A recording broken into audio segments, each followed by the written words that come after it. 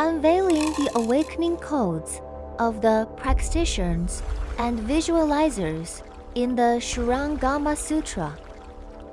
Hello, everyone, and welcome to today's deep dive into the Shurangama Sutra. Part 1. Extraordinary in the Ordinary. When we talk about cultivation, what comes to mind? Is it sitting cross-legged in a remote forest with eyes closed? Or wearing flowing robes while discussing mystical theories? Today, we are going to break those stereotypes. We will step into the 25 sages' perfect penetration of the Shurangama Sutra to meet two very unique practitioners. The first is the ultimate practitioner, Earth Holder Bodhisattva. You might not believe his method. He built roads. Indeed, he spent his entire life rolling in dirt and sand, performing the most grueling manual labor.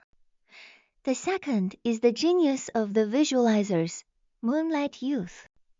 He practiced the water element penetration so successfully that his entire physical form vanished, leaving only a room full of clear water. His story even involves a mischievous young disciple throwing a tile into that water. Why can road work lead one to become a great bodhisattva? Why will a tile thrown by someone else cause physical chest pain after one emerges from meditation? What universal logic lies beneath these stories? Today, let us redefine cultivation through the journeys of these two sages. Part 2. Earth Holder Bodhisattva. The simplest method, the deepest compassion. First, let's talk about Earth Holder Bodhisattva. In the Shurangama assembly, he stood up to share his experience. He recounted that infinite eons ago, during the time of Samantabhadra Buddha, he was a monk. But he wasn't a typical monk. He didn't just chant sutras in the temple. His primary work was leveling the ground. Wherever there were main roads, ferry crossings, or dangerous passes, if he saw the road was uneven or hindered horses and carts, he would level it. He even carried sand and stones on his back to build bridges. Imagine the wooden-wheeled carts of that era. Every time they hit a pothole, the wheels would chip. Earth Holder Bodhisattva silently repaired these roads from the time of Samantabhadra Buddha through the appearance of countless Buddhas. It sounds almost foolish, doesn't it?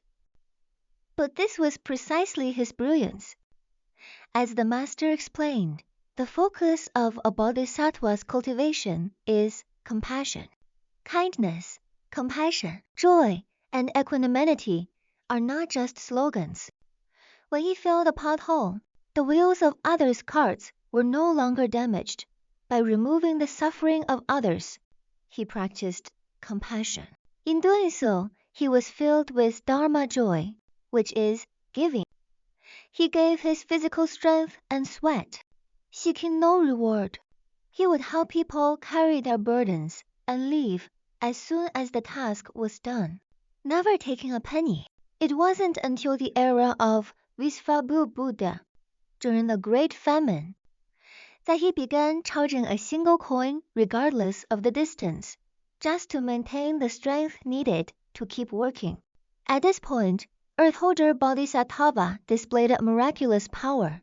Due to lifetimes of manual labor fueled by compassion, he possessed divine strength. If a bullock cart got stuck on the mud, he would push the wheels, and like a modern crane, he would lift the cart right out. Later, the king invited the Buddha for a meal, and Earth Holder Bodhisattva hurried to level the ground as an offering. It was then that Visva Buddha gave him a crucial paradigm shift. The Buddha patted his head and said, "You should level the ground of your mind. Then the ground of the entire world will be level." These words struck him like a bolt of lightning. Previously, he only knew how to fix the external ground-filling holes wherever they appeared. An endless task. The Buddha told him, if the mind is not level, the external world can never be truly level. Instantly, his mind opened. He perceived a truth akin to microfocusict. the microscopic dust of his own body, and the dust of all things in the universe are completely equal in their self-nature. Since everything is just dust, a false manifestation of the Tathagata, where is there any unevenness? Where is there even any contact? Even if a blade were to strike him, he could not cut him, for he had realized the unproduced nature of all phenomena. Part 3. The Master's Reminder. Don't look down on the road worker. The Master shared a very poignant reminder here. Many people look down on Earth Holder Bodhisattva. They think, what kind of method is this? Hard labor, no money, no fun food.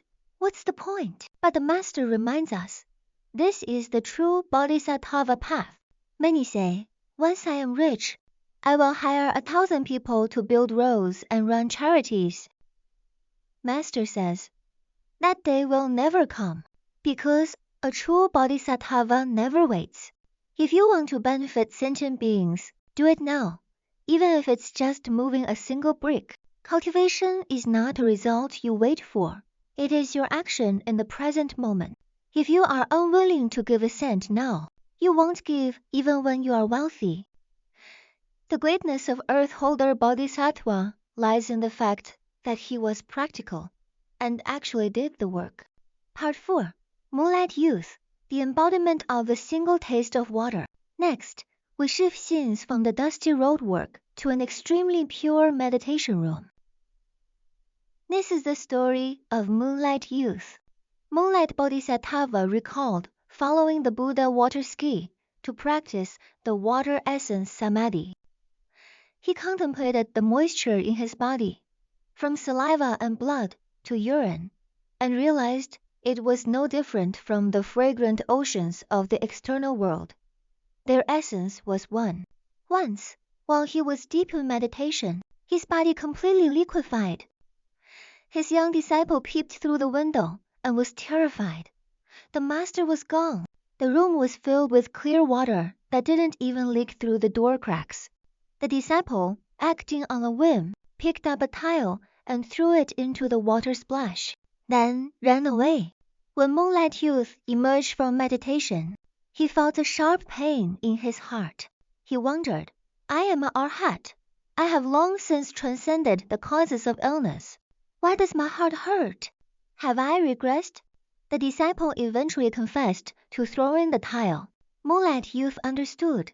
The tile was literally stuck in his body. He told the disciple, next time you see the water, go in and take the tile out.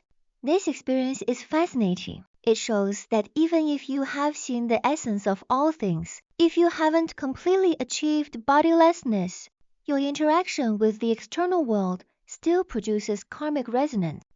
It wasn't until many Buddhas later that Moonlight Youth truly reached the state of transcending the body, merging with the true emptiness of the 10 directions.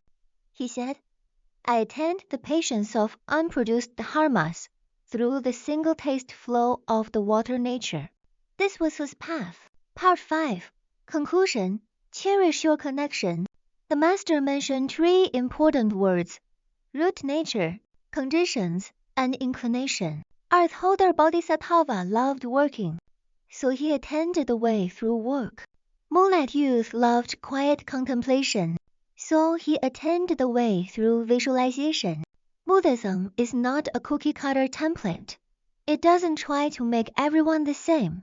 If your life is high pressure and you are busy with chores and making a living, follow Earth Holder Bodhisattva. Treat every mundane task as leveling the road. If you have the chance for solitudes, but find your mind in a mess, follow Moonlight Youth. Contemplate the purity of the spirit and discover the harmony between your inner world and the universe. Finally, I'll close with the Master's words. I hope everyone cherishes the connection with each sage. Hearing this Dharma and their stories is a result of your own cultivated merit. Do not be arrogant and think a method is too simple or a story too fantastical. When you let go of pride and truly practice that leveling the mind ground and observing the water nature, you will find that the inherent wisdom and powers have been there all along. Don't wait for the future. It is right here in the present. Do, observe, and awaken. Thank you for listening to today's Shurangama analysis, shared by the Buddha Act Association of Australia. We will see you next time.